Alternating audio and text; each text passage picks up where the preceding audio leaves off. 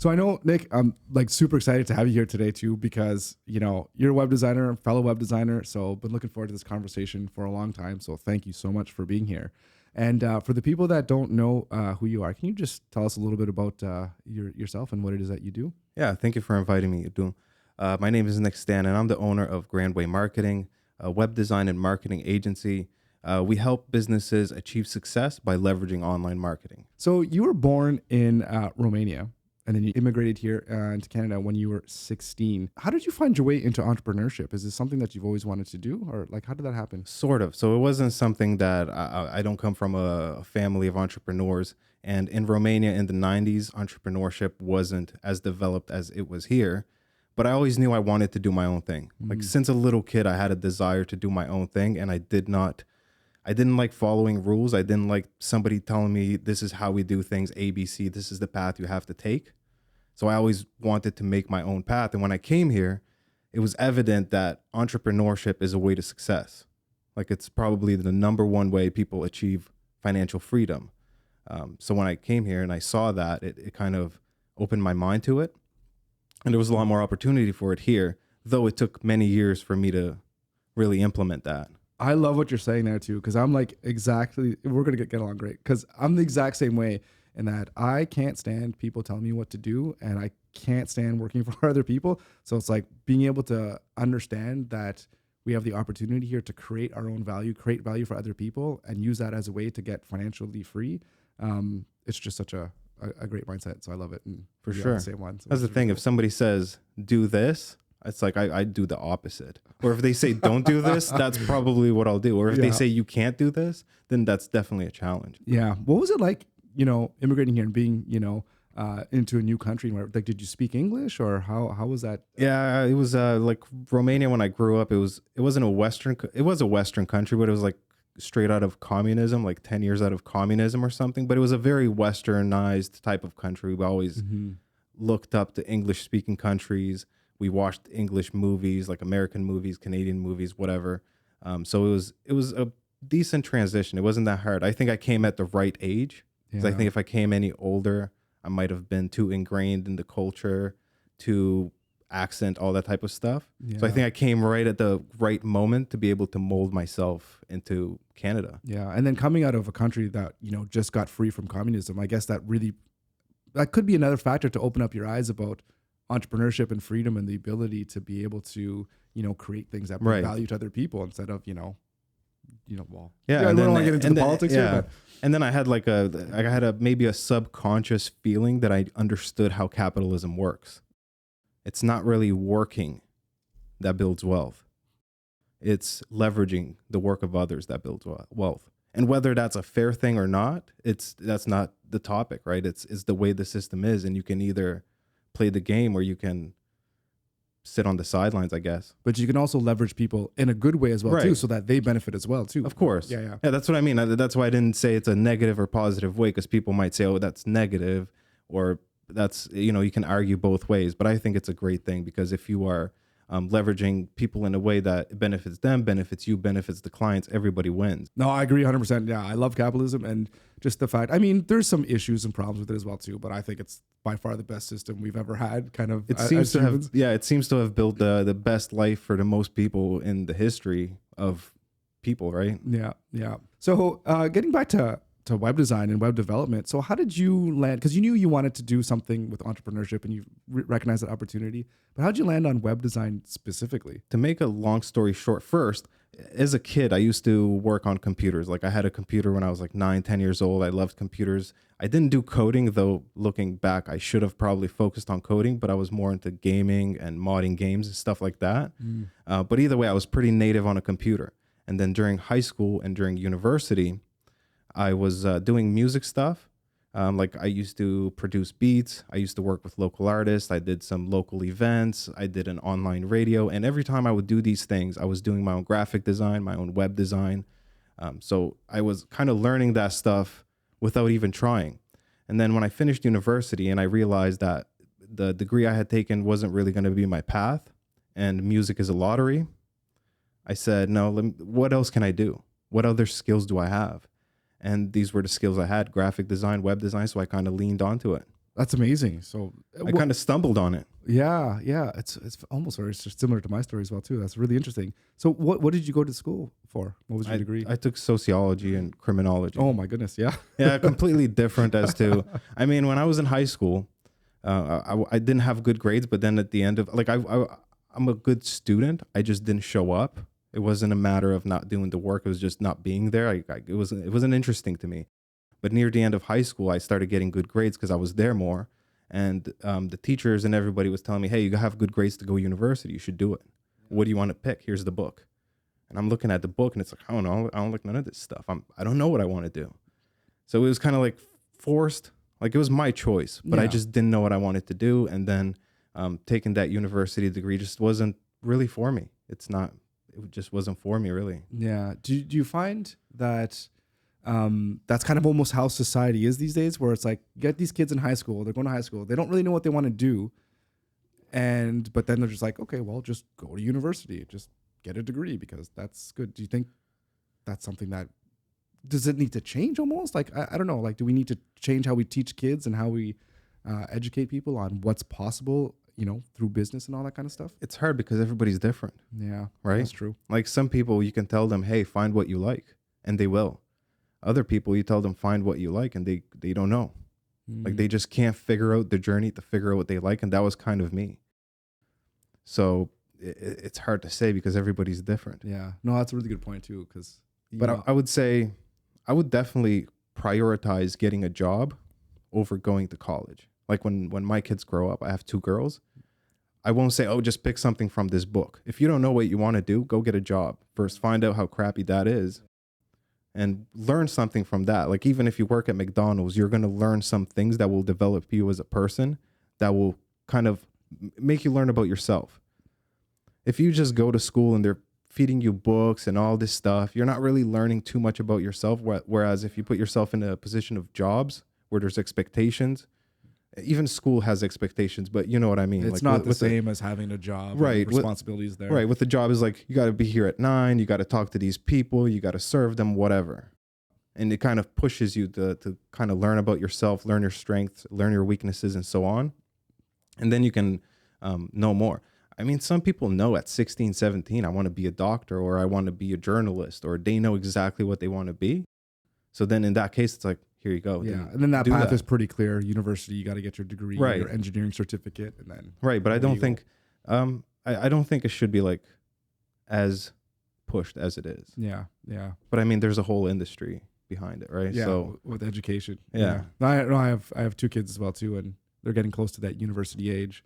And I know I've been to university as well, but for me, I'm like, if you don't want to be like a doctor or a lawyer or something that you have to go to school for, I'm like, you can learn so much more on your own by trying to build your own thing, of course, getting a job, getting some money. Don't go into debt, going to school. That's just not worth it. Graphic design, web design, the initial skills I learned them off YouTube and just by doing them. And just doing them badly and then just getting better. Just getting better. Yeah. To have that drive to want to be better at your skills and that's to right. improve. And then because you enjoy doing it, because you're doing it for music and on what have you, you just get good at it. Yeah. And then you get this idea, oh, look, I could build a business around this. This is amazing. Another thing that school does, it like university and stuff, if you don't know what you wanted to do, it buys you time to not do anything. And you lose time. That's a good point. Because you're like, oh, I'm just going to finish school, I'll get a job, whatever. You're not really thinking in the moment like, okay, what am I going to do with this life, right? You're just like, well, I'm going to go to school for 4 years. So now it buys you 4 years of not developing yourself, not discovering yourself. But you might just learn about yourself or discover yourself in that experience. So it's not a good or a bad thing. It's hard to pick a side. Yeah. Yeah. No, but it is interesting too, because a lot of people, they do go to university and they don't know what they want to do, and they're just drinking, they're just partying, and they spend 4 years just doing that. And that's 4 years of like your prime life. That's when right. you're young to learn. And were you like, I know you're probably like me too. It's like we spent lots of time hustling and putting in the 12, 16-hour days and just going. It gets harder when you get older. Yeah. So at least when you're young, you kind of have that energy to be able to do that kind of stuff. And yeah, it's the worst time to take a break from trying to achieve your greatness. Yeah, no, absolutely. So a lot of people, when they start out, I know I did this as well. They start out as freelancers. Was that kind of how you started out? Your kind of hurrah into entrepreneurship? Okay. Yeah, definitely. I mean, I didn't have the resources to build a team from day one. At that point, I was just trying to leverage the skills I had, graphic design and web design at the time, to make an income rather than getting a job. So that's kind of how it started. But I always had the dream of, I wanted to build something beyond myself.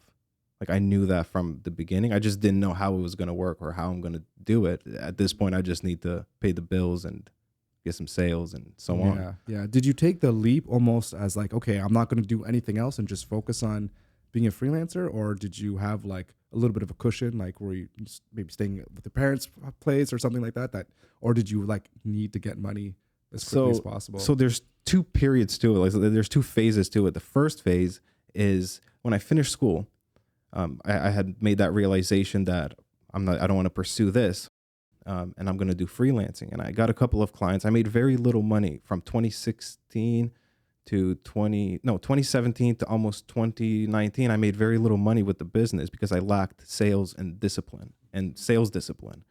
So after trying it and failing horribly, I got a sales job because I knew that was my weakness. And like, I wasn't going to develop it on my own. I could put a phone in front of my face and I wasn't going to do the calls. I wasn't going to do the work, no matter how many motivational videos I watched. It just wasn't happening. So I took on a sales job specifically to learn that skill. And I had that almost for a year.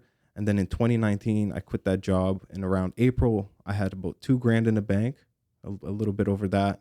And I had an apartment, I had my kids, everything like that. So it was a lot of pressure to get going before this $2,000 runs out. Yeah. And even in 2019, $2,000 basically buys you 1 month. Right. If that. Yeah. So I think within a few months, I had exceeded my monthly income from the job. So it worked out well. Nice. But I think the pressure made it work. The pressure and then the motivation, of course, obviously, yeah, because it's like, oh, well, if this doesn't work, then, Back to a job. Yeah, exactly. But also recognizing that you had this lack of skills in sales and you knew that was holding you back, and you had the foresight and the I don't know, just the will to go out of your comfort zone and tackle something that you knew that you need to get better at. And that was something that started around when I finished university, and I realized all these flaws that were holding me back, all these walls that I can't get past.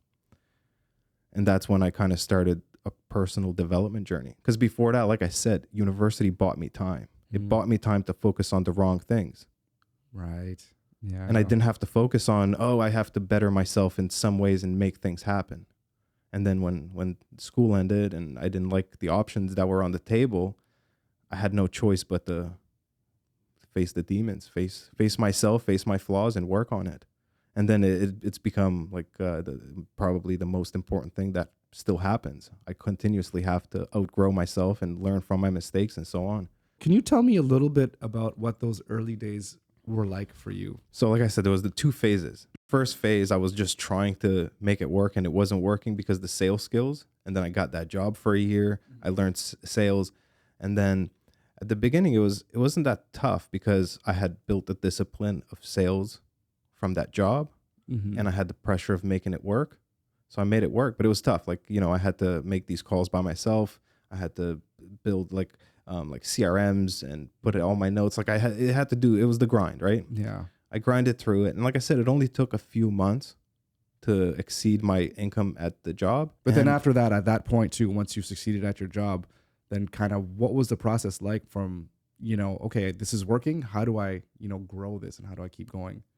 Well, for the first year, I think I just focused on just doing more of it, more sales, more projects, bigger portfolio. I wasn't looking at the big picture too much at that point. I was just like, okay, this is working, double down on it. I'm doing phone calls, it's getting sales, let's do more. This website is nice, let's make the next one better. So it was just gradual improvement over time. And I didn't really try to start building a team or anything until 2021. So all of 2019 and 2020 was just me executing, doing sales, doing cold outreach, making the websites, and improving myself at every level. The skills of everything. Doing better at phone calls, doing better at outreach, doing better at making better websites, and all that. So I was always aware that I'm trying to improve with every project that I do. So even after I would do 5 websites, I would look back at the first one, I'd be like, oh, that was garbage. even though it wasn't bad, but it's that But your gradual. standards, even just by doing it and having getting those reps in, you just Right. get better every single time. That's right. That's right. So Yeah. that was the early stage, and it was just focusing on making more sales, focusing on getting enough money to pay the bills, and it was working. That's such a good takeaway there. So for people that are listening that are wanting to get into web design, I mean, if you're gonna spend the time to focus on actually getting better on all the skills that you need to be a good web designer, that's going to take you to places that you never thought were possible. So you have to be willing to put forth the work and the effort to get to where you want to go, because it's not easy. Absolutely. And I mean, there's another way of doing it. If you can develop your leadership skills early on and bring other people. Like, I'm an introvert, right? Some people are extroverted. They have lots of friends. They have a lot of leverage that they can bring other people into it early on. And if you can do that, then you can skip out on learning a lot of stuff that you would have otherwise had to learn. I kind of just took the route of doing everything myself at first and just learning everything and just grinding through it all. And some people will get burnt out doing it that way. And they might be better at leveraging the people around them early on. But like I said, I was an introverted person. So for me, it was more natural to just try to do it all myself. But it's a good thing too, in a sense that you know all the things that need to get done at all levels of your business, right? Because you know when a website doesn't look good, or you know when the SEO is not performing, you know when a sales call is not going good. So you know how to even train the people that you want to bring on. Because yeah, if you're a good leader, that's great. But also, if you don't know what makes a good website, Right. it's hard to be able to bring someone on your team unless you trust them that they do good websites. You definitely have to have a good understanding of each aspect of any business you go into. You should know almost how to do the job at every level. You should almost be able to do it all on your own. You know what I mean? Like, if you hire somebody that's better than you, cool, but you should be able to do the job at an acceptable level, no matter which side of that equation, which side of the business you're working on. You should be able to do it at an acceptable level. Yeah, no, for sure. That makes perfect sense. So just a question here on your phone calls, and you were making phone calls, early on. Like, were you just calling just random companies kind of out of the blue, or just going into the phone book, or what? I guess maybe we're not that old, but you know what I mean? How are you finding people to call? At the job I had taken, the sales job, it was very much the same thing. So I had to find the companies, and there was a specific criteria that they told us. They have to make so much revenue. They have to have so many employees. They have X, Y, Z. This is the criteria. If it's not that, it doesn't count. Then you call them. When you call them, you put it into the CRM. So I learned that whole system at the sales job. Okay. And like, it wasn't a big company. It was a small company, but it was like 20 people, 15, 20 people doing this exact thing. Wow. So I was like, okay, wow, this is how it works. You don't just do like sales randomly. Before I had that job, I was just like kind of like winging it. Like, oh, just look at the phone book, or not the phone book, but you know what I mean? It was just for sure. winging it. And then at this job, I was like, oh, this is a system. Yeah. Like, there's a criteria. We look for companies that fit this exact criteria, or else it doesn't count. You call them this many times with this many pauses in between. You say this. There's a script. Like, it was very, very systematized, and that changed everything for me, because that's what I did. I took everything. I even took the script. Why not? If it works. Yeah. And by the way, the owner was cool with me doing that. He was very supportive of me leaving. He was very supportive of me wanting to do my own thing. He was like, cool, if you want to come back, you can come back. If not, good luck to you. Yeah. He didn't take it a hard way at all. And yeah, I took the script and everything. I was like, okay, let me edit these to fit my business. And that's basically what I did. And I would call companies that had bad websites. And in 2019, there was a lot more bad websites than there is now. Oh, really? I feel like me and everybody else that started around 2019 kind of upgraded a lot of websites. And then I think the pandemic kind of created that whole demand for the online. But back in 2019, it was a lot more bad websites out there. And there still is. I think there's always going to be bad websites out there. But back then it was like bad, like unresponsive websites from 2002 type of thing. Yeah. Still using tables for layouts and all that kind of stuff. Yeah. Like, it was bad. So it made it easy. And at first I started locally, because I could say, hey, I can come in, I can meet with you. Like, I'm local, whatever. So I used that as my leverage. I went for local companies. Mm-hmm. And in hindsight, that might be a bad thing now, because when we're trying to expand, it's harder. Okay. Because we've built such a portfolio, so much business here in Nova Scotia, that it makes it like, if we would have went Canada wide from the beginning, we would have built a Canada wide portfolio from the beginning. Whereas now, I mean, we still have clients across Canada, but it was later on that I had to develop that, Whereas at first it was just local because it's easier to sell local. Well, that makes sense. Yeah. Cause like you said, you can get to people's doors or whatever, and you can see them face to face, and you can talk about their businesses, talk about their struggles or whatever, and put together the solution for them. And another thing to add to that, in the sales job, it was a tough thing because we were selling advertising in a magazine, and it's a complicated business model. Like it's way more complicated of a model than web design. Okay, just selling ad space in like so it was just any doesn't matter what magazine it was like a niche magazine. So it would be like, for example, construction industry magazine. So we would reach out to companies that wanted to do an article, and then their vendors would advertise. Like it was a multi-step process. Wow, okay, yeah. And it was tough because there was resistance along the way. It wasn't like everybody needs a website. Like every business needs a good website. It's a given. It's an easy sale. Mm-hmm. This was very resistant. So it helped me be able to sell those websites because I was like, I did that for almost a year. This is easy. Yeah. Well, that's interesting. Yeah, it's really, I love how you're saying, the whole story of I'm not good at sales. You know what? I'm going to get a job for a year. This sucks. I hate talking to people or what have you, but I'm going to learn it. And you learned it and you did all the hard stuff. And then you get into web design and then you're just like, you know what? It's kind of easy now because people understand the value. You know how to talk to people. You probably know how to deal with objections and all that kind of stuff. And you probably don't even lay it out for them before they even know to ask those questions. And it probably gets them so comfortable that like, yeah, saying yes is like a no-brainer for them. Yeah. So and at the beginning, so cool. The price was so low, right? Well, I guess that helps. And too, I would still advise that if somebody's starting off, you're not going to charge what a major agency charges. We still don't charge what a big, massive agency charges, right? Like there's levels to it.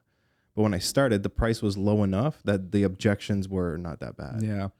Are you willing to share like what your prices were when you first started? When I first started, I was doing it for like $500, $1,000 for a website. Yeah. And looking back, like I thought that was a lot because it was a lot of money to me. Right. Right. But as a business, it's not really a lot of money for a business. Right. But to me, it was. So to me, I'm on the phone and they're like, and like I said, everybody needs a website, and a lot of business owners are aware just how bad their website is. So they're like, how much? 500, 1,000. So it's not that. It was pretty easy sales. Like it wasn't easy. You still had to do, like you said, the reps. And the reps are hard because a lot of people will hang up on you. They'll say no. But that person that's willing to listen to you is not that difficult of a sale. Especially if you're starting out at that price point. What have you. And then you build up your skills, you build up your portfolio, and then you raise your prices as that's things right. go on. Yeah, which is amazing. Were there any time, I would imagine the answer to this question is no, but was there any time in the whole process that you're like, oh, I'm kind of having doubts in this, whether I don't think this business is going to work or I don't think my skills are good enough? But it doesn't seem like you really kind of doubted yourself, eh? It's funny you say that because I think doubt is an inevitable part of the process forever. I still doubt myself to this day with certain aspects of it. And at first, it was definitely more doubt at first, obviously. But I remember in like 2020, January 2020 was the first month I had made 10,000 in 1 month. And that was the moment I was like, I'm confident. This is it. This is the thing. This is working. This is good. So there's times where you gain confidence because things are running smoothly. But with each time you level up, there's going to be resistance. Something is going to happen to try and set you back.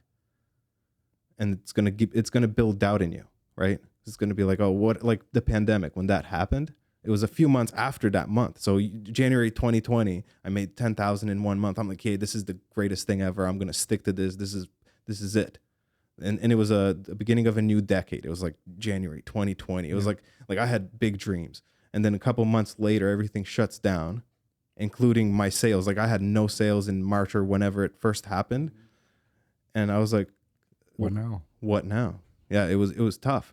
And there's doubt again. Doubt came and I was like, oh, I'm going to have to figure something else out. Luckily, the demand for online stuff skyrocketed like a month later. Then I started hitting numbers even better than January. So, but even to this day, I'm trying to build a team, and sometimes you doubt yourself. Am I a good leader? Like I was able to make sales, I was able to build websites, but can I be a good leader? I'm an introvert, right? And because I'm an introvert, it doesn't come naturally to me to speak with people. Like I can speak with people, but it's not like a natural thing. I have to work on it. Absolutely. So doubt is always there, and you have to fight against it or succumb to it. So yeah, there's pandemic stuff, all that happens, but you're still growing, and that's fantastic. Now fast forward, we're in 2025. I see on your website, you're always rated consistently high as one of the top web designers here. in Halifax, and you're featured in Atlantic Canada's top 30 under 30, which is amazing. How does all that feel? It feels great. I'm truly honored for all those recognitions. And I think the first ones, including the 30 under 30, that was in 2021. And I was literally like a month away from turning 31. So I almost didn't get that. I almost didn't qualify for it. But the first couple of ones were very exciting. I felt very proud of myself. But I didn't marinate in the victory too much. I just got back to work. I don't know if that's a good thing or a bad thing, but that's kind of how I am. I don't celebrate victories too much because I've already got a new milestone set up by the time this one even happens. And after that, the years following, it's become an expectation now. Because if we're rated the best so many years in a row and then we're not, it means either we're losing steam or somebody else is gaining steam on us, right? So there's the competitive side of things. You have to, now it's a standard basically. And I also have to give credit where credit is due. We wouldn't be able to maintain these ratings if it was just me doing everything. So my team is definitely doing a fantastic job and is the reason why we continue to get these accolades year after year. Do you like having those expectations on you and your team? Yeah, I think it's a thing that goes back to my childhood, when you doubt yourself and you think you're not enough, so you always set the expectation higher. And even when you achieve things, it's not the victory you thought it was. Like there's another mountain to climb, and then you're like, okay, when I climb that mountain, I will feel that will be completely satisfactory. And then you get there and you're like, I see another mountain. This was a little mountain. I need to get to that one. I absolutely love that analogy where people say it's like I'm climbing, and then it's like I get to the top. No, you're not even close to the top. There's the whole other landscape, right? And it just goes on and on and on. Yeah, and I don't know if it's a good thing or a bad thing, but it's definitely a driver for me. It's I don't mind having that expectation, because if I take that expectation off, then maybe I lose steam. I'm a hockey fan, so I love hockey, and I know, just stupid aside story here, but there's a lot of guys that are super successful in hockey, and they're like 18, 19 years old, and they get drafted at like number 2, number 3 overall. So they're like one of the top players in like the world at their age. And then they say, how do you feel after you get drafted? They're like, I'm in the gym like an hour later, just working out. So it's like you get that kind of reward for all that hard work, but you're like, I just started and I have so much more to do. So that you don't linger on the accolades or what have you. You just use that as fuel to motivate you to get it, to go even bigger. So here's an analogy for that. Have you ever played a game and then you get the cheat codes, and you put in the cheat codes and you have everything and you're like, I'm bored of this game. Yeah. Because you've done everything. It's not about even though we strive for the thing at the end of the journey, it's the journey itself that counts. And it's a cliche thing to say, but it's true. It's cliche because it's true. 100%. It is. And I still think like that. I still want to achieve X, Y, Z, and it's still the driver. And I still, in the journey, I'm like, this journey's tough. I'm having such a hard time. And then when you get to that thing, it's like you appreciate the journey. And you no longer, you still appreciate the victory, but it doesn't mean as much as the journey does. Looking back on it, it's like I appreciate what I went through to get to here. And now I want to get the next thing. That is such a good point. And I absolutely love that. It's not about the destination, it's about the journey. And even through like pain and suffering or whatever that you're going through, like if you go through that and come out on the other side okay, you're going to look back at that time and be proud of yourself for accomplishing all the things that you never thought were possible because you've had that experience. And I think there's one of those things too where I think David Goggins talks a lot about that. Do you know who David Goggins is? I do. Crazy guy. Yeah. I love that guy, but because he says, it's like that pain and suffering, that's what leads you to enjoy the fruits of your labor or whatever it is, because you've gone through that hell. Right. And you can't even experience what a good thing is if you've never experienced the bad. And that's the thing. It's the person you have to become to achieve whatever it is that you're looking to achieve. Once you achieve that thing, it's not about the thing. Like the thing doesn't even matter anymore. You could throw the thing away. You just know I'm that person that made that thing happen. And that's more important than the thing itself. Like the thing itself almost doesn't even matter at that point. It's what you had to go through, the person you had to become, the transformation you had to go through to make it happen. That becomes the thing you're most proud of.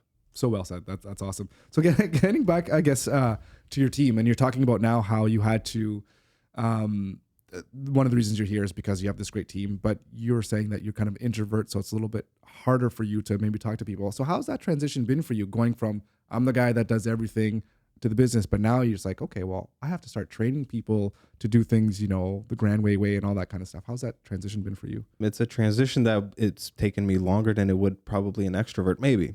But I first started hiring people in 2021. I tried and failed horribly because I didn't have the processes. I didn't have the SOPs.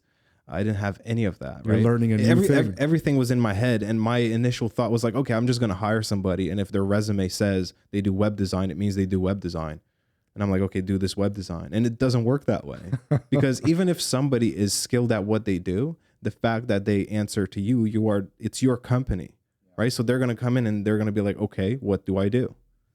And then you're going to be like, I don't know, dude, you have the web design degree. Like, I don't have the web design degree. You have the web design degree. And they're sitting there, well, it's not my company. So you have to, and I went through that probably for the first maybe 6 months or even a year in 2021, like trying to figure out, why can't I hire people? Why am I failing so bad at hiring people? And it took me a while to click in that it's like, no, it's my company. Even if these people are better skilled than me, better trained than, better educated than me, it's my company. I have to have the processes. So then I started building out processes. And even to this day, I tweak the processes. I add to the processes. Like it feels like it's never going to end. It feels like I can never put these processes together enough to make actual things work smoothly. But as soon as and it's about the right people too. I have to say that as well. Because you can have fantastic processes, but if the wrong people that don't have the right skills or the right integrity or the right ethics that match your company's values, it's not going to work, right? So it's the right people, and I've been blessed to have the right people in the last couple of years, and then implementing the processes, and then it works. So it's a transition that has taken some time. And like I said, it started working in 2022, and it worked the best last year. Last year, I think it was the best year I could ever imagine because the processes were decent. The team was fantastic at implementing the processes and even improving the processes. A question for you about the people and the whole process stuff. Is it better, you think, to hire somebody that is a better fit culturally for your business and how you do work, or someone that maybe might not be the best kind of person, but yet they know the job and they know like web design really, really well? Like, what do you look for in a person the most? It's mostly about their personality and their values, 100%. Because you can't teach somebody personality. It's whatever their personality is. You can't teach somebody integrity. It's either they have it or they don't.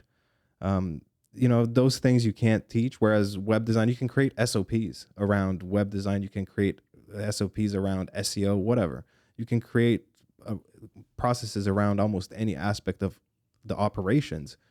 And you can improve those and you can train those and so on, but you can't train these soft skills of communication and integrity and being like having morals and things like that. So the right people are definitely more important than the people that have the right skills. You can't train people to basically like not be an asshole. If they're going to be like that, then. And to care about their job, right? A lot of people won't care about their job. And that's the thing. If you have the resources to pay people ridiculous amounts of money out front, I guess you can coerce people to be better because the money will coerce them. But when, even now, like we don't pay badly, but we're not paying millions of dollars, right? So people are bringing their personality, their values to the table. And I'm not able to change that, right? Because you know what I mean. Yeah. Maybe if you give them millions of dollars, you can coerce somebody to be a good person and to have values and to care about the client. Yeah. But then you can there's people that are underpaid that do a fantastic job and they care about the client, like in any, not just in web design, but in any type of job. And you wonder, why is this person doing such a good job? They're mistreated and underpaid. And it's just because who they are. Their character. They care and they have ethics and they're integrity person. They want to be known as a person that's good. Like it doesn't matter what other people are doing. They're just going to live their life as they think is right. Right. And some people are proud of their work, right? They don't want to do work that they're not proud of. Some people don't care. Some people are like, I just want to get this day done and get paid and get out of here. Yeah. I hear what you're saying, but I would probably bet on if there's somebody that's not a good person, and it doesn't matter how much money you give them, they're still not going to really do a good job. Because they might even, maybe at first they'll be like, oh yeah, I'm getting paid, $1 million. Then maybe after a couple months, they just go right back into their, I guess their true self is always going to shine through. You're exactly. right. Yeah. You're right. But yeah, I don't know. Never had to deal with that kind of person. So that is a good point. yeah. I wonder, well, it's interesting. I'm going to take that to note too, because I'm hoping to get to the point where I'm going to start hiring people here too on my team. And yeah, I think you're spot on in that, looking for people that you can jive with, that you can have great conversations and communicate well, and probably will get along well. Much better than having someone that's just really good at their job, but they're an asshole. I don't want to work with an asshole. And that's right. I could teach you how to do things that we do things here, in my company. And that's another thing you mentioned. Like if there's friction between people, whether it's clients, employees, whatever, if there's friction, it just ruins the experience for everybody. Nobody's having a good time. And that's not a good way to do anything. And you have to be careful too with people, because they're on your team now and they're representing you and your business when they're talking to clients or whoever. Yeah. And I've been blessed to have people that have the right values. Do you guys work mostly remotely, or does everyone kind of come into the office? No, it's remote. Oh, it's remote. We don't even have an office. Oh, okay. I thought you guys had an office. I had an office back in 2021. Oh, okay. Maybe that's what, because I think I was, when I was first looking into you and I first saw you, I think I saw, maybe, I don't know if it was on Google or whatever, and it was like a picture of, it had like your... That's a mailbox. Yeah. Oh, yeah. So the address is a mailbox. It's like the business address of like a, mailbox. Oh, okay. Yeah. Like, right. The postal, whatever. Yeah. And the pictures are from when I had that office in 2021. Okay. And funny enough, those are not the most recent pictures on the Google My Business. Oh, okay. But Google's algorithm pushes them to the top. So I'm not going to delete them because obviously they're doing something positive. Yeah. I could imagine that. So my first guest here on the podcast was Stephanie, and she does accounting, and at the beginning, she did most of her work in her apartment. So clients would come to her apartment to do the work. And for the most part, people were okay with that. But she said there were some people who were like, oh, I got to go to the apartment. You don't even have your own office. Like, that's stupid. I don't want to do any business with you. And she's like, okay, well, like, whatever. But I imagine that when you look at Google and people look at it and they see that, oh, this looks like an office, looks whatever, maybe it just subconsciously or whatever, people see like, oh, this is a professional setup or whatever. It looks like, because you see the logo and everything and it looks like an office. And maybe there's something to that in terms of the psychology of why people. And that's probably why Google pushes those pictures to the top always, probably because they get the best reaction or engagement. Yeah. But we did have that office in 2021. And then at one point I was renting a solo one-man office from my friend who has a computer shop. And then I think this was right, like, I forget when, but then we just went fully remote.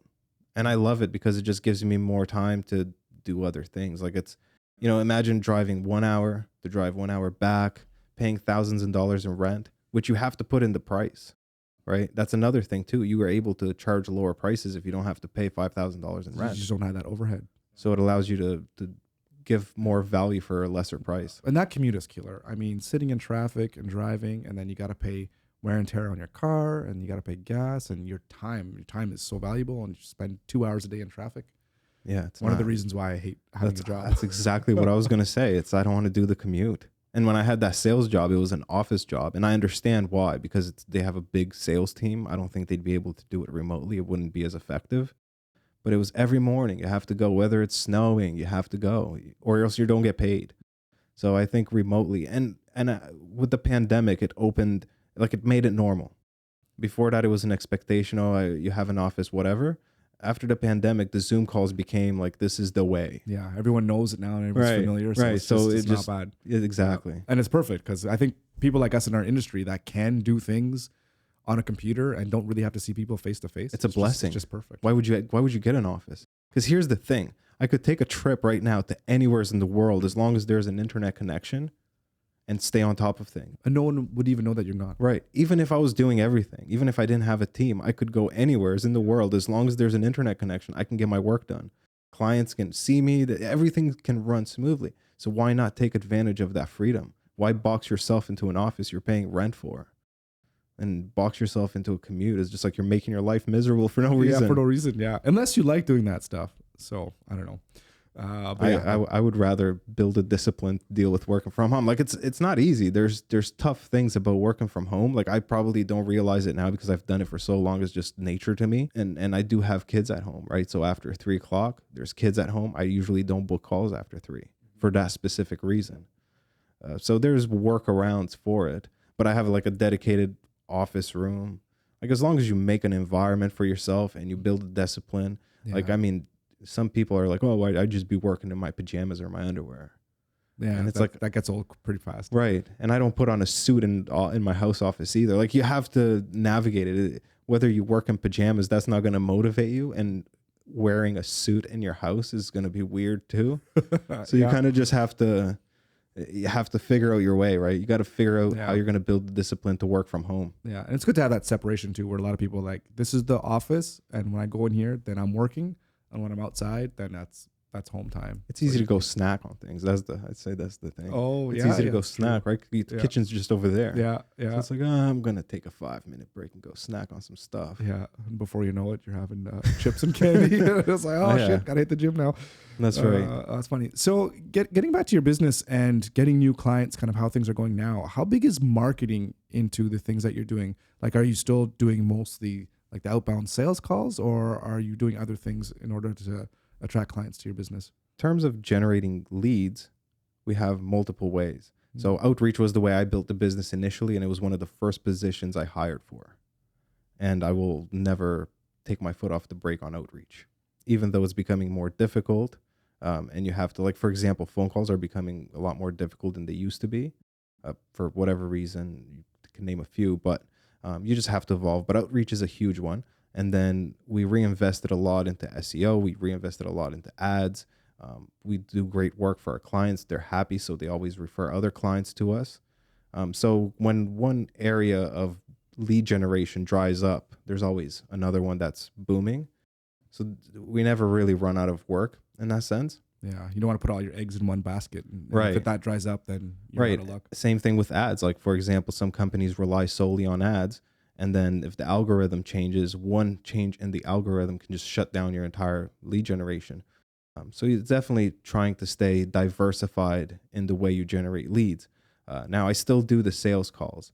So my outreach person, she books calls on my calendar. I do the sales calls. Any leads that come in through the ads or through SEO go straight on my calendar. So I'm still doing the sales calls. Yeah. Are you looking to hire someone to do that eventually for you? Yeah. Yeah. So you don't have to be on the phone and doing kind of the operations of things. But it's a tough one to hire for, right? Because not two websites are the same. Like, there's standardized things, and you just have to know how to sell it, right?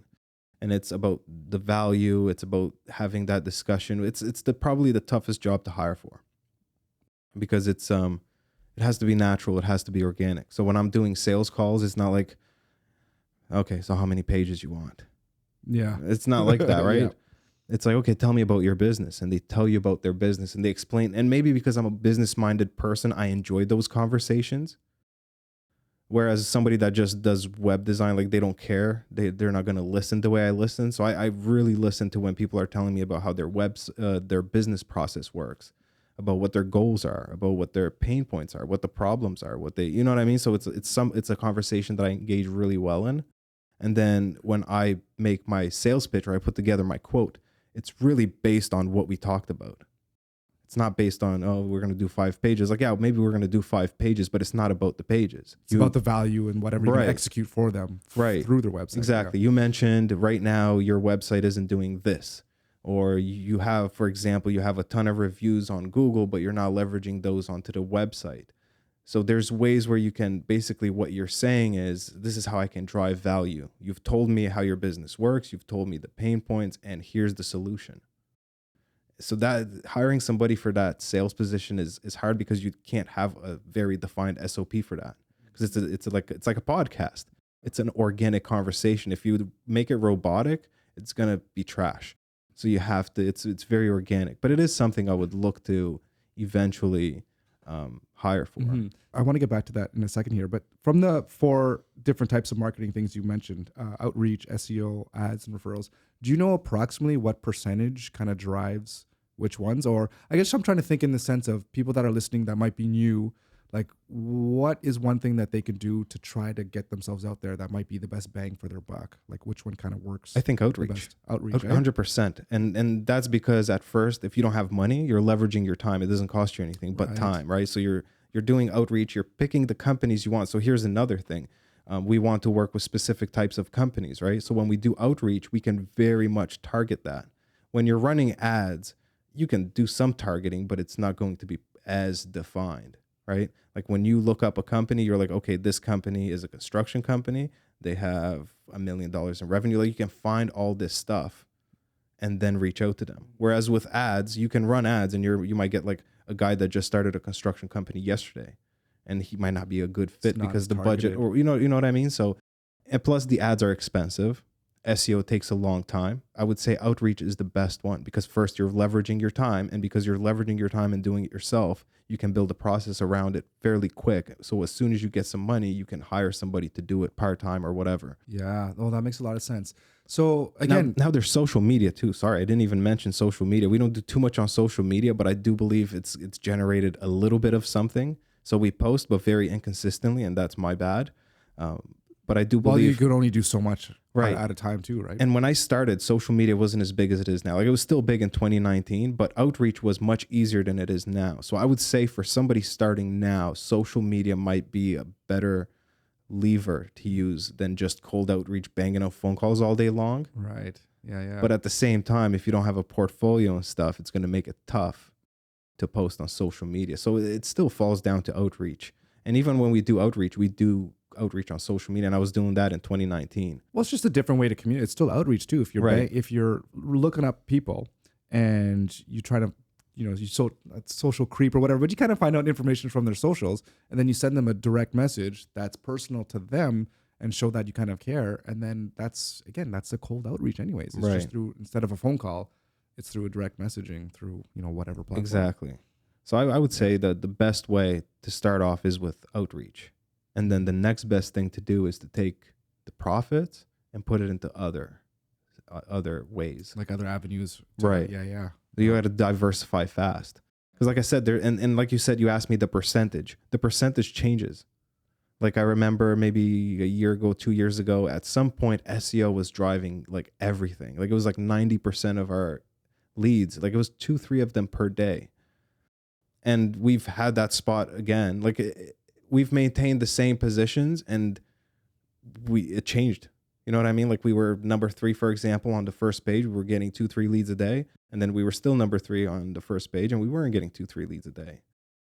So it just fluctuates. It fluctuates, and it fluctuates greatly. But one thing you can measure really well with outreach is the amount of output that's being put. You can measure calls. You can measure all these things. Whereas with ads, for example, let's say you're doing $50 or $100 a day in ads, an algorithm change can throw that off, and you don't understand why. Like you can look at all the numbers and all the data, but you still don't understand why were these ads working last month and why are they not working now.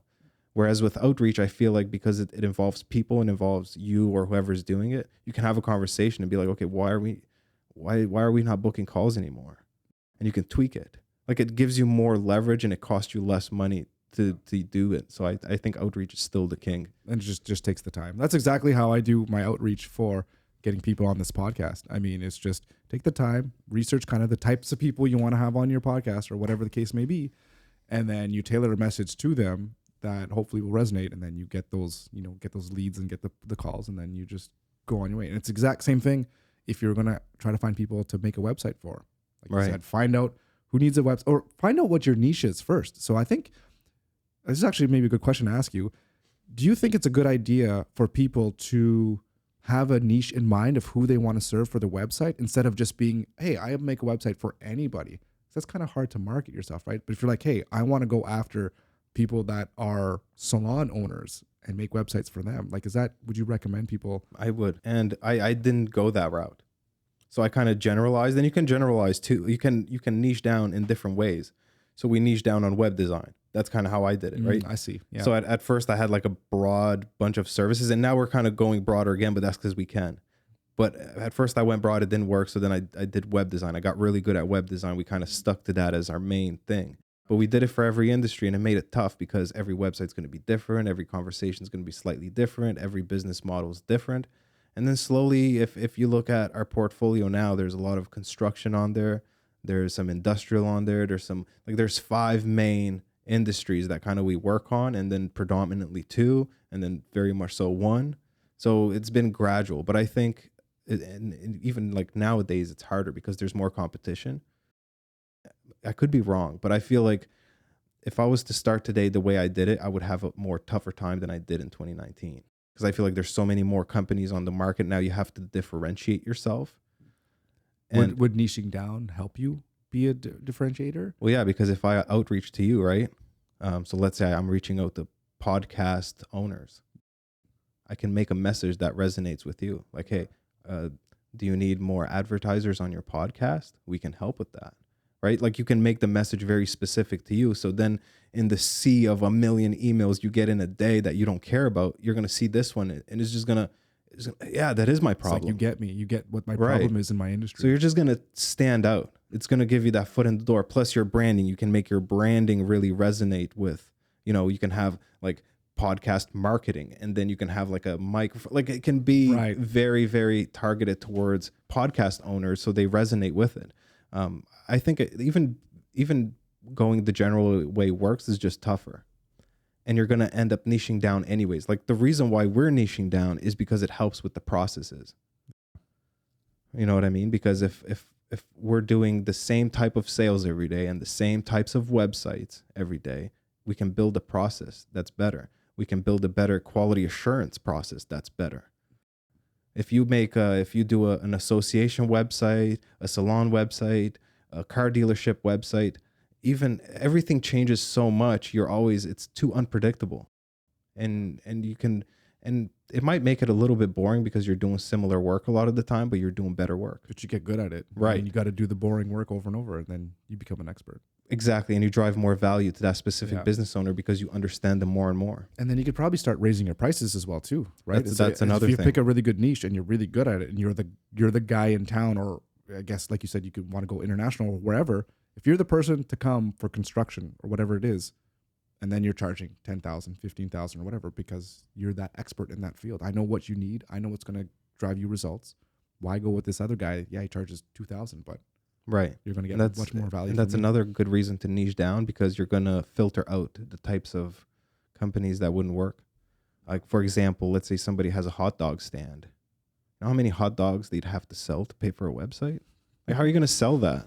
It's like, hey, you're going to have to sell like 1,000 hot dogs to pay for this website. I got to get you 1,000 clients just to pay for this. And what does a hot dog guy need for a website? Right. But you know what I mean? But Like, so it's like you have to make sure that you pick a niche that can sustain the That price makes you want to sense. charge. Yeah. And not just sustain the price, but you can deliver value. Like if you build a website for a construction company that builds decks, for example, what's a deck? 10 grand, 20 grand, right? So if a website is $2,000 and it only gives you one sale all year, is it worth it? Well, I guess you're paying $2,000 and you're making 10. So At least 10. You'd want to do, well, I guess that would be worth it then, because you're clearing 8,000.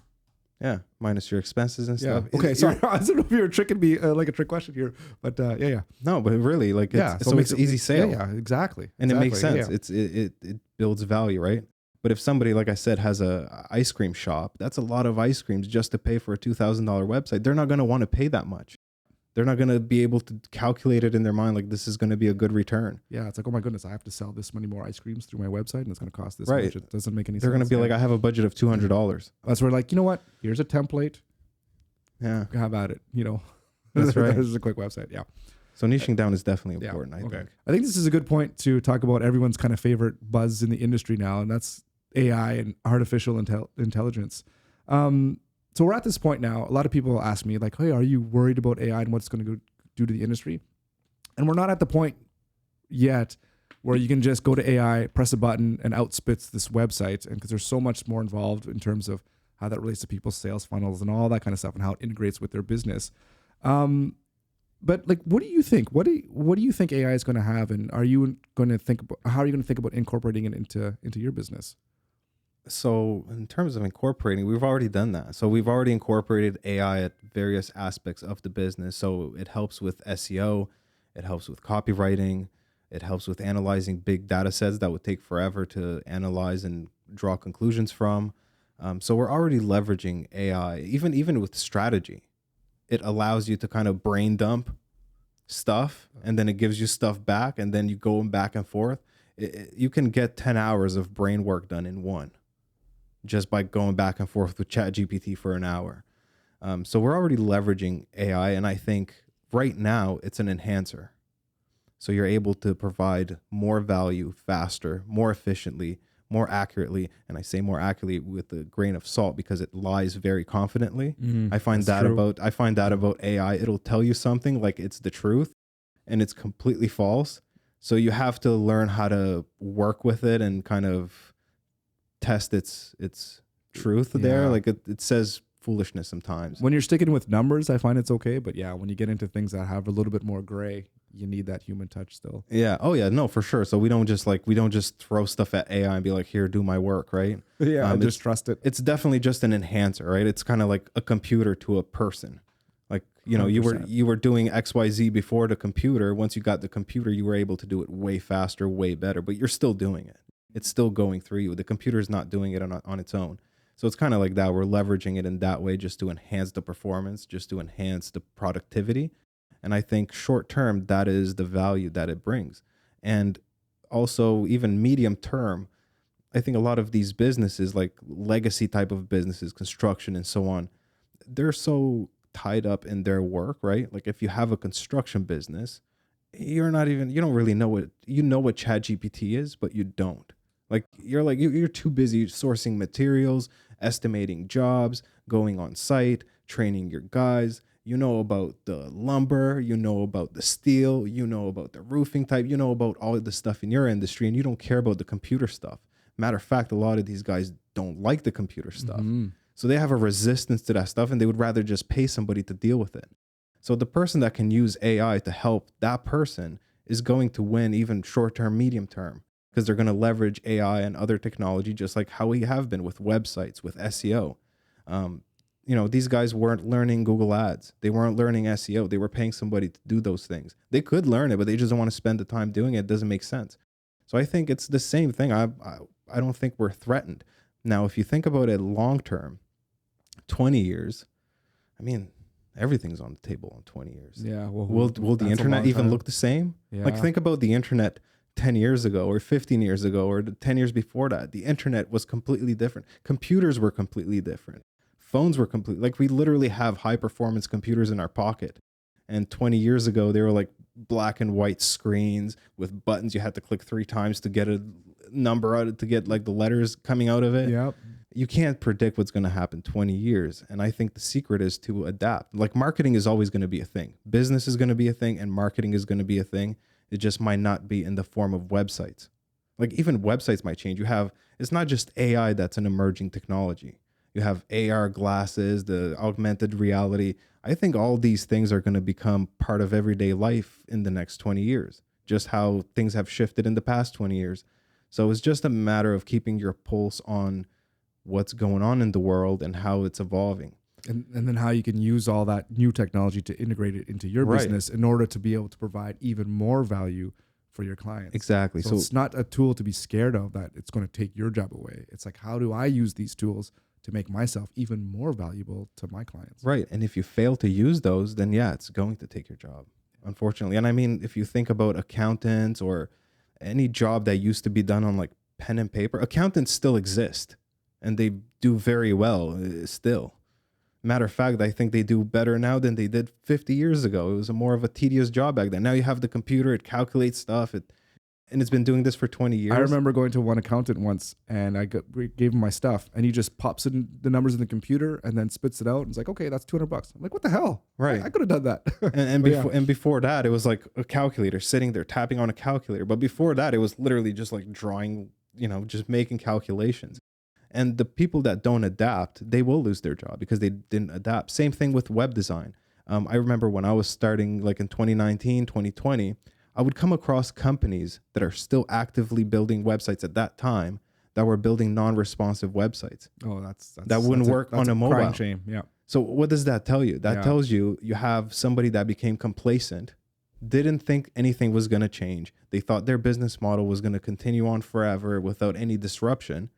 And now they're probably out of business. More likely. Because like you were saying, in terms of even being paying attention to what's going on in the world, I think mobile phones surpass like desktop views Absolutely. in terms of websites. They do. So like if you don't have a website that looks good on a phone, Right. like what the hell are you doing? That's right.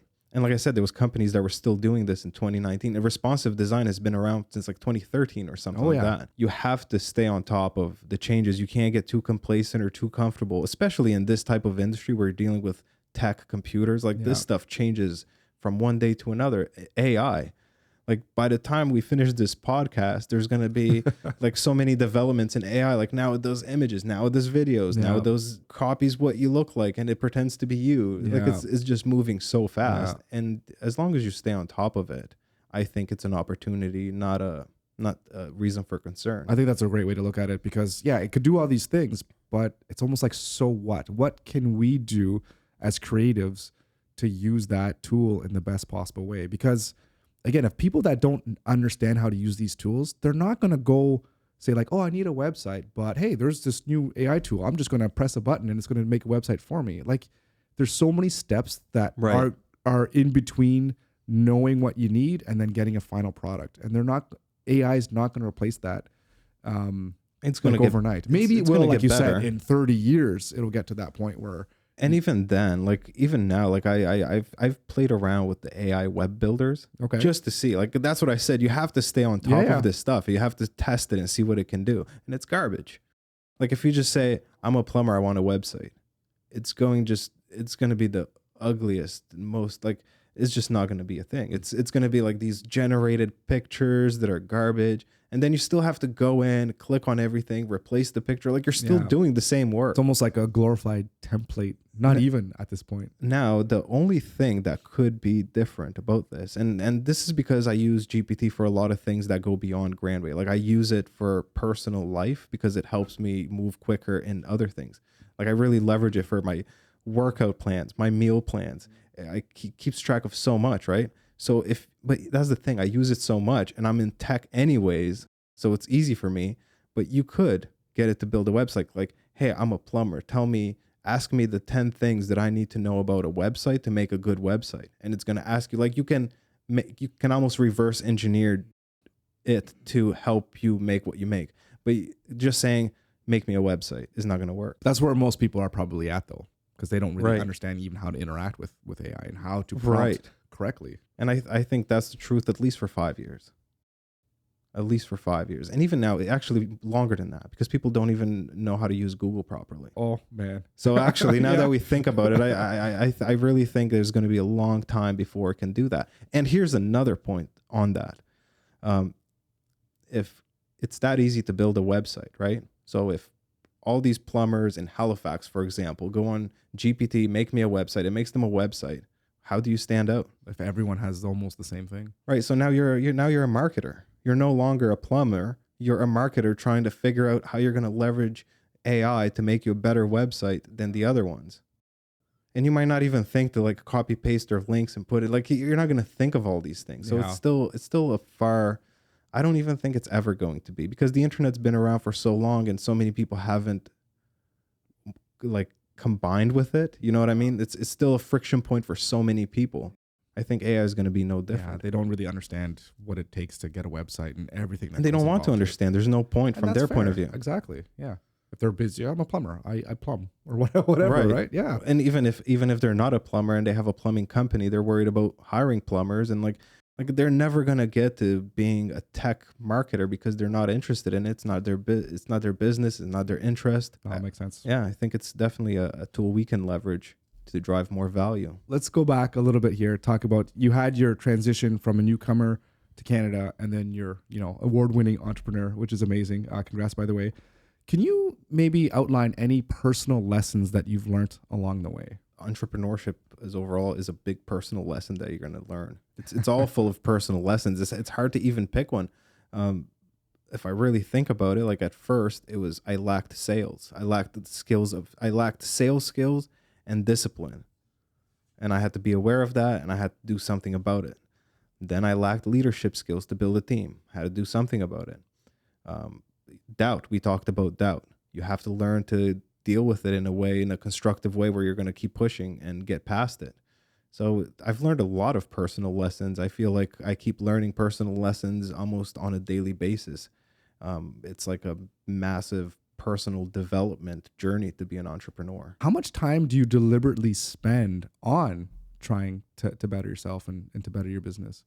I'd say it's throughout the day all the time. Like, I mean, I start my day at the gym, usually for an hour and a half. And while I'm at the gym, I'm either like meditating and organizing my thoughts for the day or so, or I'm actually listening to a podcast, learning about web design, SEO, ads, business, whatever the immediate issue that I need to learn about is.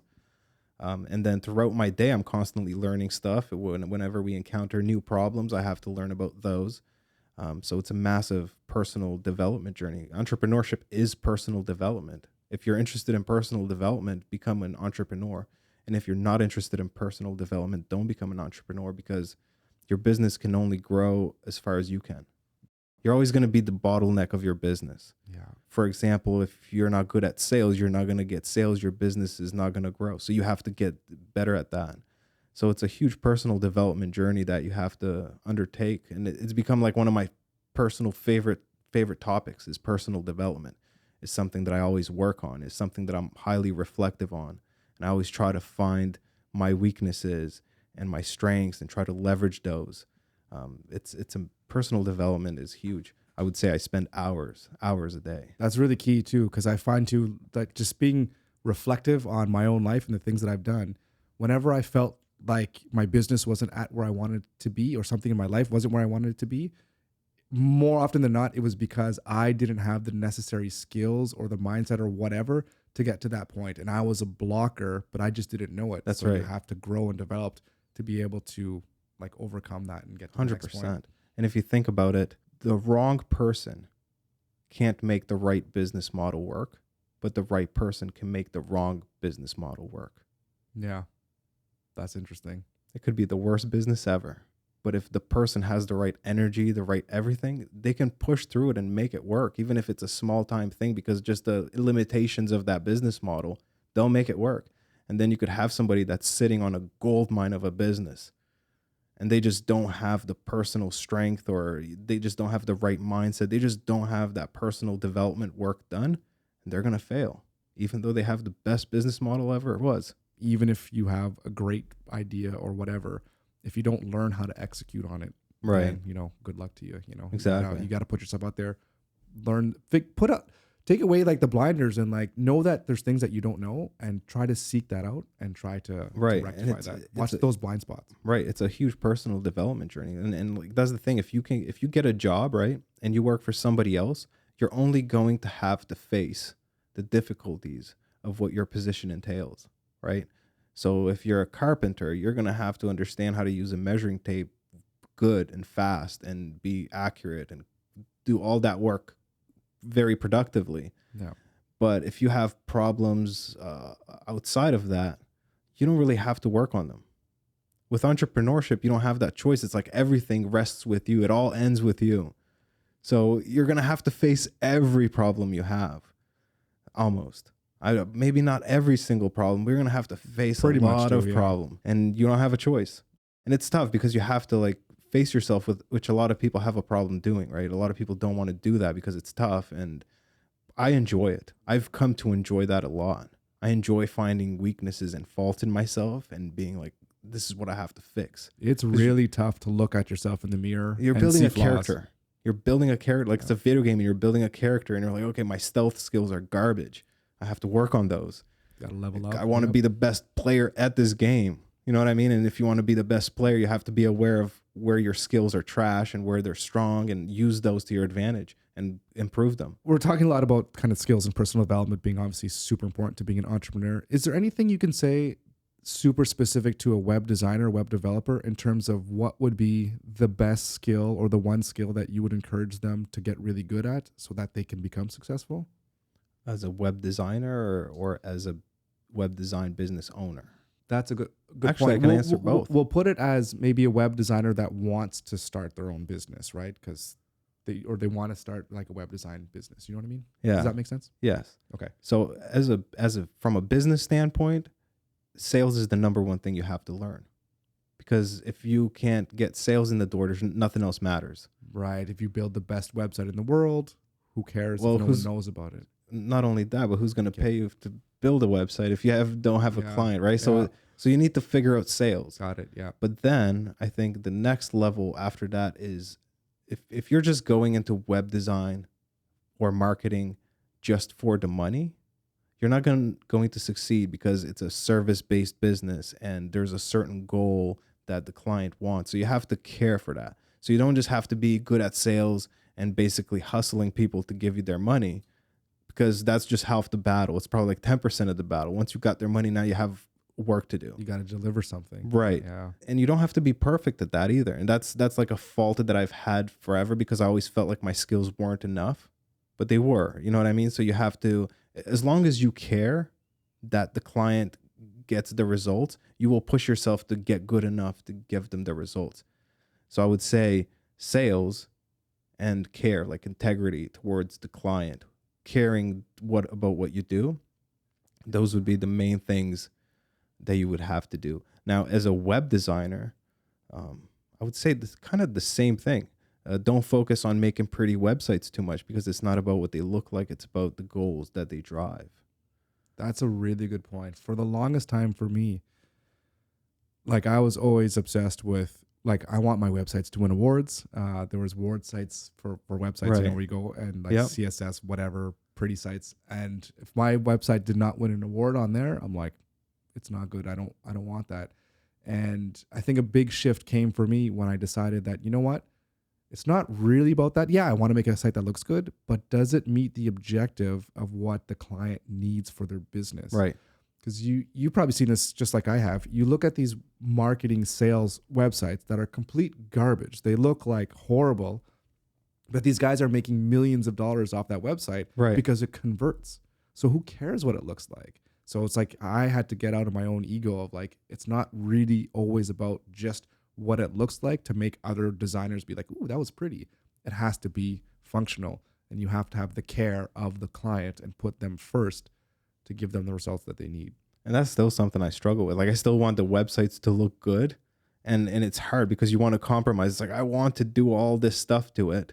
But at the same time, the best known websites to convert are like header, video, short description, contact form. Yeah, it's Or like just, it reviews. fits that Right. It's structure. it's like 5 things that hit all the spots. You build trust, there's the branding, and so on. It's like 5 things. You hit those 5 things, you get the lead to go fill out the form. Instead, you know, you kind of want, I want to make a slider, and I want to do like a thing where you want to do all this fancy stuff. Cool animation. They're gonna get there and they're gonna Right. follow the mouse around. It's gonna be awesome. Right, but then you have to think about another thing. Let's say you need somebody to make you like a foundation for a garage or something, right? And you go on Google and you put a foundation. You got this like fancy website that's taking forever to load with all this. You're not even going to stay on that. You're going to go back out. You're going to go to another website. This one's super simple. It has like a video of the owner saying, "Hey, we do this. We've been doing it for 20 years." Under it, it has a short description. Under it, it has reviews. Under it, contact form. You're going to be like, nice, easy. That's all I wanted. I didn't want to spend 5 hours looking at this pretty website. I just want this foundation done. That's so true, because I've been looking at more and more of these award websites, and they're becoming more and more flashy and whatever. I'm like, I don't even want to wait 5 seconds for it to load and all the animations to load. It's like, get to the point, and can you solve my problem or not? And it's too fancy, right?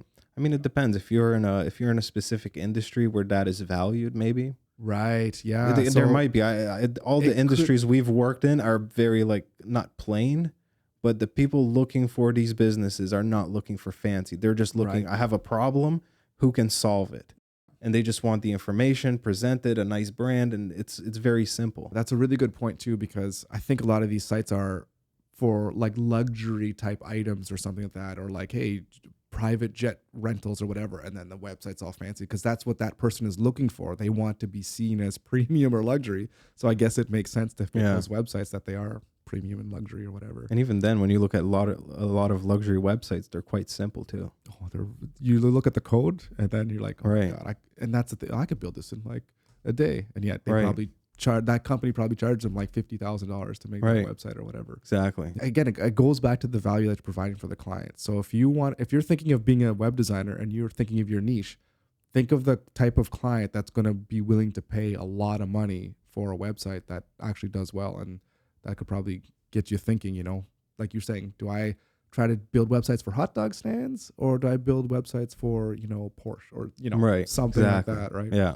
What would be one thing that you would say to somebody who's new and that wants to start creating their own web agency and making money as maybe as a freelancer? What would be the easiest way for them to start making like a few $100s or 500 or maybe 1,000 per website? What advice would you give them? Well, at first I would tell them not to focus on making that little. But if I had to start over today, what I would do is I would actually find my niche, offer a few free websites, completely free. And I actually didn't think maybe I didn't think of it at the time when I started, but I didn't do it this way. But if I had to start today, I would do it that way because it would get me to the higher priced tickets fast, the higher priced jobs quicker. I would find my niche, pick my niche, approach businesses in that niche that I can clearly help. Like they have garbage websites, but they have good reviews. Or like you can see that they're a good business, but they have a very bad website. So you're like instantly, if I make a better website, they're going to gain massive value out of it. And I would offer it for free for 3 to 5 of them. I would focus on gaining recurring revenue, which is something I didn't do from 2019 until 2021. I had no recurring revenue. So you just made the websites and like, Yeah, here's your hosting and go. I was like afraid of the commitment, right? But then they came to me anyways. And then I was like, well, since they're coming to me anyways for every problem that has nothing to do with me, but has to do with the hosting, I might as well just sell hosting too. So I would focus on the recurring. I would offer 3 to 5 websites in that specific niche and say, I want a review. Well, not say I want, in a nicer way, you would request a review. And they're more than happy to do that. Exactly. Yeah. So you get reviews, you get 3 to 5 websites, you get 3 to 5 reviews that are specific to your niche. You make your messaging specific to that niche. And now you can charge thousands, like from the very beginning. And even then you can, you won't have to do $500 to $100 to $1,000 websites, because here's another point. Those very, very low paying jobs, a lot of the times are businesses that are not going to last very long, because any business that's been around for a while doesn't see the value in a $500 website. They're like, they just know it's more, a website costs more than that. If it's 500, it's probably garbage. So you're not going to get the type of clients that are going to be along for a long run and be able to be on your portfolio for a long time. So that's why I said you're better off trying to get 3 to 5 free ones. And even then it's a hard pitch, because people are going to be like, free, I don't want that. Yeah. So it's going to be tough, but you have to say like, this is why it's free. This is how I'm structuring Just to explain it. It's like, hey, right. I'm a new business owner. I have these skills in web design. I would like to get a referral, whatever. So I'm just testing my skills. Exactly. Would you like to be part of this process? And I'm going to build you a great website. And right. if you don't like it, exactly, you don't lose anything. But and then you get a few reviews, and then you're better off that way, because now you've chosen your niche, you have some reviews, you have a portfolio, and you can charge a little bit more starting off. For somebody that's starting off, do you have a price point in mind of what they would, or that they should kind of start their services at? Well, if you go local, which I think is easier to go local, because it's always like, hey, I'm local here. It brings down the barriers of doing business with somebody and just kind of putting their guard down. I would check what other people are charging locally, and unfortunately, I'd undercut all of them. So, I mean, you have to get your foot in the door somehow, right? At the same time, there's another calculation: is what are your bills like? What is your life like? How low can you go? Is that more of the mindset of somebody who's more of the freelancer and trying to, pay the bills and what have you, as opposed to someone who's like, hey, you know what, I want to make this like the long-term sustainable business that's going to get enough money per client to start to be able to grow and hire other people and all that kind of stuff. Right. So it depends on that decision. You have to think, what is your situation? How much money do you need? Right. Because, for example, let's say you make websites for $100, right? And you can do it. Like you're like, I just live at my parents'. Well, you're not going to get the type of clients you want. You're not going to be happy. You're going to work your ass off. You're better off with a job, right? So you kind of just have to calculate what's going to work for you, because what's going to work for you might not work for me, might not work for another person. I don't think there's a specific number. And then there's testing, right? You're going to test what you can get. I love technology here. So maybe let's nerd out a little bit on the technology. So I think you guys are predominantly a WordPress studio, right? Yeah. How did you come across that decision to use WordPress as your primary go-to tool? I think it was just what I was using forever, Because back when I first did my like first website was probably like 2013, 2014 or something like that. And WordPress was like had most of the market share. And I still think they have. It's pretty high. I don't know exactly what it is, but I don't know if it's upwards of 20, 30, 40%. Well, I'm sorry, I'm just yeah, throwing down. It's yeah, too yeah. big of a range, but yeah, it's high. Well, when I started, it was way bigger. And I just got used to that platform. And it still has, I think, the most customizability because you can have like third-party plugins. You can create your own plugins and plug into it. It has a huge community of developers.